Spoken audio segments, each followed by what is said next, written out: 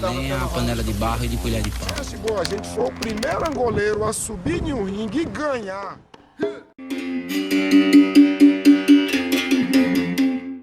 Que pudessem pagar, eu acho. Mas eu não acho que você acha que Mestre Bimba teve realmente a preocupação de levar a capoeira, ele dizia, para o meio melhor? Ele nunca falou que a capoeira foi levada para o meio melhor. Olha, rapaz, naquele tempo,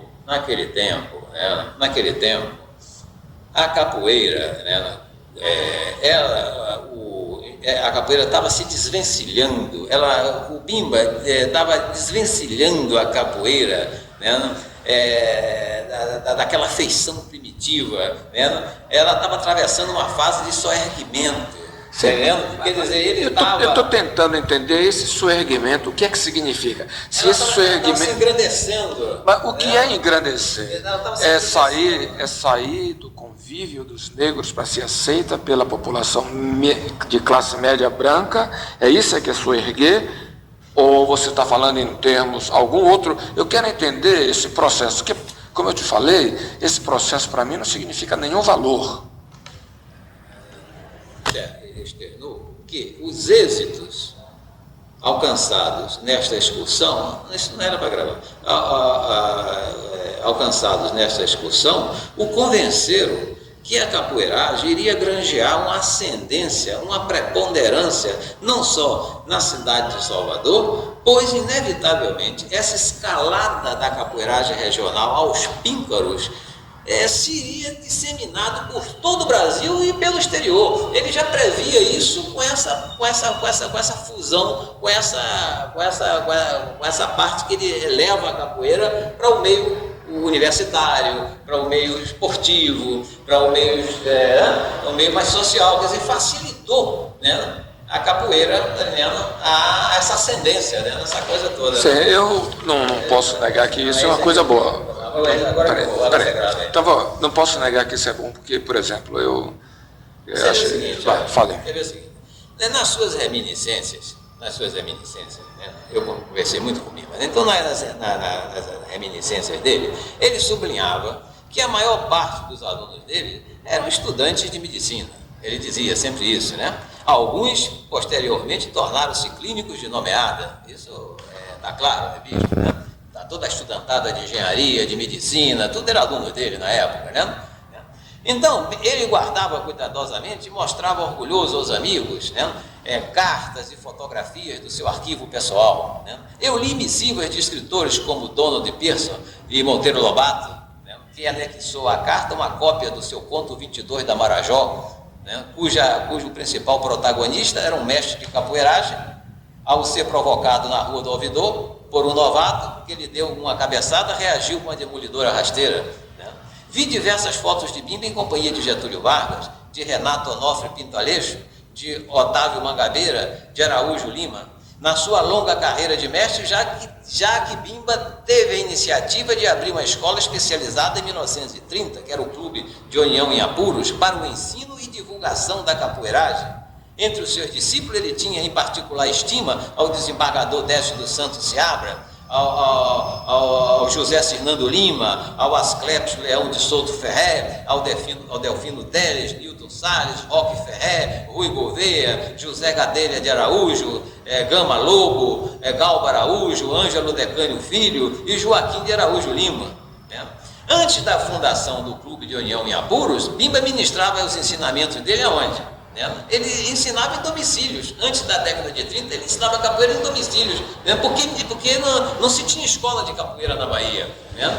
Não se tinha ainda uma escola realmente para o ensino, para uma metodologia de ensino para capoeira. Ele ensinava onde? Ele ensinava em domicílios, e nessa época os alunos dele eram geralmente políticos, né? Membro aí que vem a coisa dele, membros de famílias abastadas da sociedade, né? Quer dizer, uma das metas de Bimba estava sendo atingida.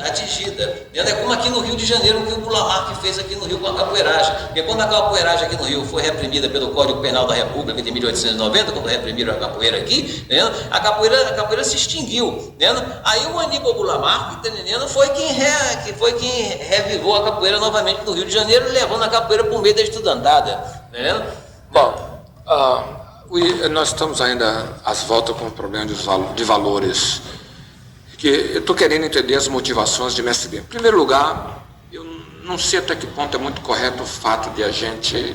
Porque nós temos a tendência de levantar o lado desses alunos de Mestre Bimba. Eu me lembro de Mestre Bimba tendo muitos alunos que não eram estudantes, que eu acho para mim o que dá valor e credibilidade ao trabalho dele. E no Nordeste de Amaralina tinha muita gente. Você se lembra de Amadeu? Com certeza. Você se lembra de Braz? Você se lembra de Braz? Você se lembra de tanta gente que tinha lá que não era estudante de Mestre Bimba?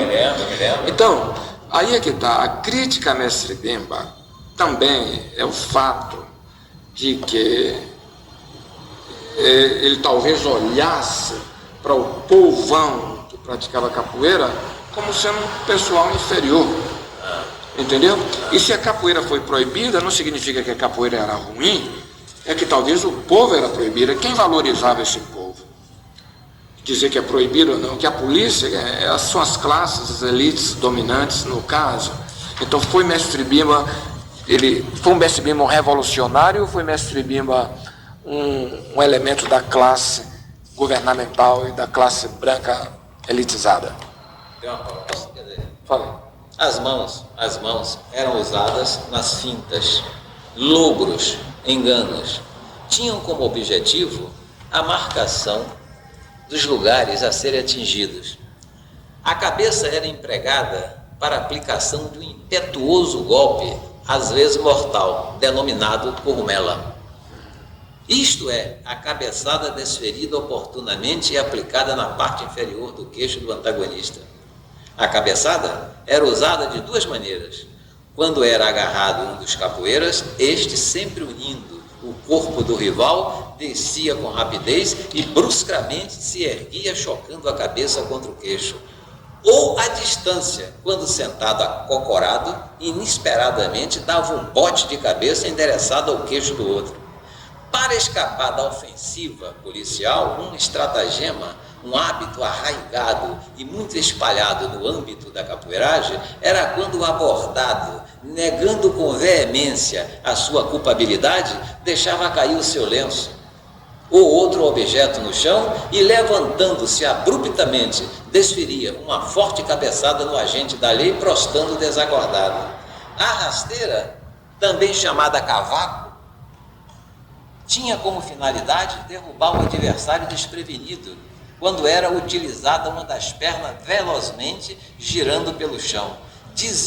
Aconselhava com frequência Mestre Bimba que a rasteira deveria ser dada com a rapidez, a ligeireza do raio. Indiscutivelmente, o golpe mais demolidor, destruidor, desmantelador da capoeiragem era o rabo de raia, que se aplicava em posições diversas, alta, média e baixa, e com as pernas e os pés juntos. O mais forte, ou com as pernas, ou com uma perna somente, enquanto as mãos estavam apoiadas no solo. Era o mais eficiente para derrubar e inutilizar o oponente, que poderia ser atingido na cabeça, no tórax ou nas pernas, e arremessado para fora da arena, ficando geralmente sem condições de prosseguir lutando. Comumente, os capoeiras se enfrentavam descalços. Às vezes, fixava-se o combate em 25 pontos e a contagem obedecia a uma tabela seguinte.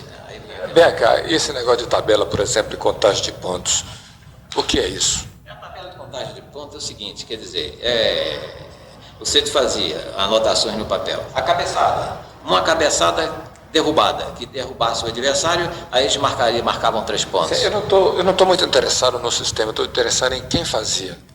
Quem fazia era o juiz que marcava a competição. Sim, mas que tipo de capoeiristas eram esses? Esses capoeiras essas competições eram as competições feitas com capoeirista, com capoeira, a competição de capoeira. A participação dessas competições, o Bimba foi juiz dessas competições. Sim, peraí. A capoeira regional da época. Não, peraí, é invenção de quem isso?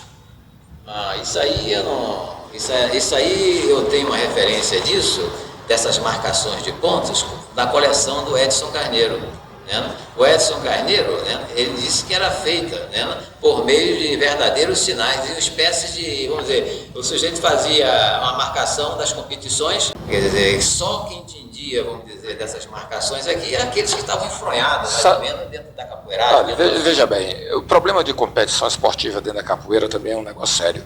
O professor e folclorista, né, pesquisador Edson Carneiro, diz aqui que é a favor. Diz que na década de 30 era competição na Bahia. André Luiz Lacer, favorável à regulamentação. A capoeira nasceu luta, continua sendo luta e há muito que deixou de ser folclore. O comandante Lamartine Pereira, do Corpo de Fuzileiros Navais, a favor da regulamentação. Um dos conceitos de esporte, galera, é que para ser esporte tem que ter competição.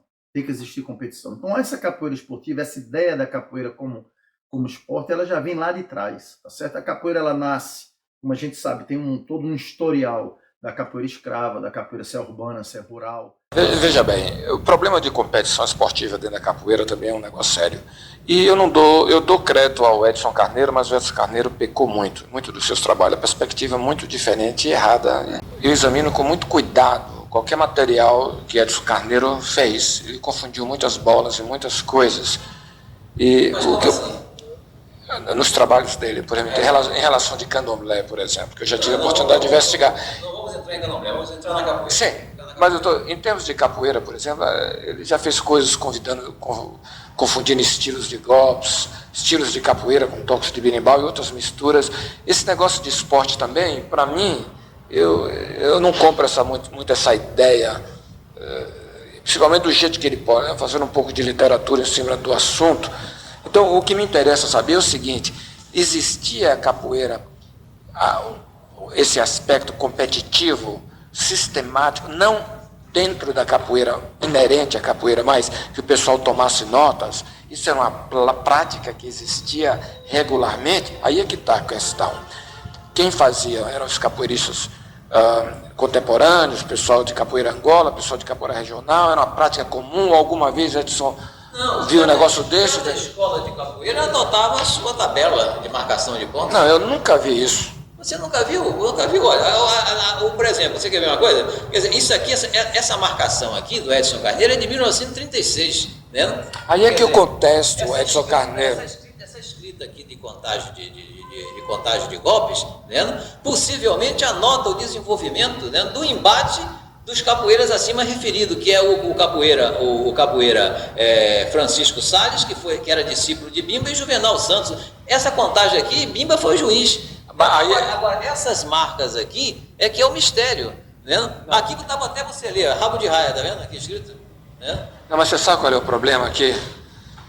Uma das críticas, por exemplo, da capoeira regional hoje em dia é o aspecto competitivo, assim, formal, de dizer, capacidade esportiva. O fato de Mestre Bimba foi juiz de capoeira também não ajuda, desajuda, dentro desse mesmo conceito que eu estou procurando.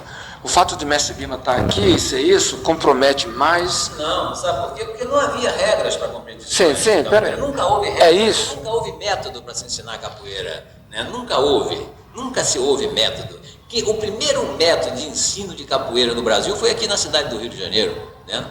Quer dizer, a Bahia nunca teve método, nunca teve metodologia de ensino de capoeira. Bimba foi quem primeiro criou um método para ensino de capoeira, né? Quer dizer, essas regras, essas contagens de pontos, tudo isso foi fruto da criação de Bimba, né? Juntamente com os velhos angoleiros da Bahia, com Maré, Belusca e muitos outros que na época competiram junto com ele, né? Que eu tenho tudo isso aqui anotado, né? Jair, isso é uma informação. Aqui, Ok. aqui. Olha, posso querer uma coisa? Você preste bem atenção aqui nisso aqui que eu vou lhe dizer aqui. Espera aí. Conforme declarações do